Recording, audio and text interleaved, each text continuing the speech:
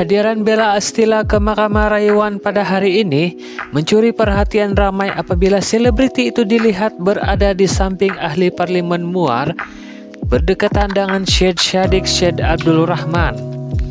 Bella kelihatan cantik mengenakan pakaian baju kurung ketika hadir di mahkamah pada jam 8.40 pagi.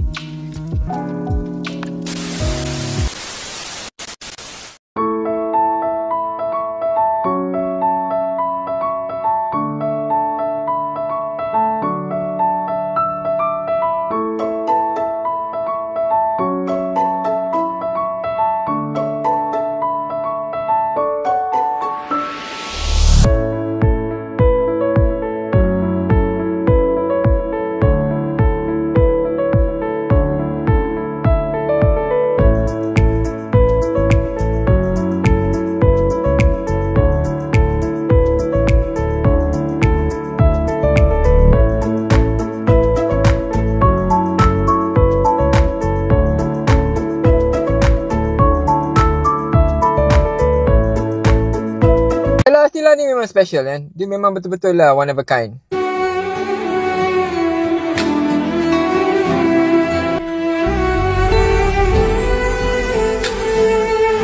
Kita semua tahu hari ni hari penentuan buat Syed Saddiq di Mahkamah Rayuan. Inilah hari penentuan. Hari ni memanglah hari penentuan, and siapa yang datang ke Mahkamah Putrajaya? Tak lain tak bukan Bella Astila.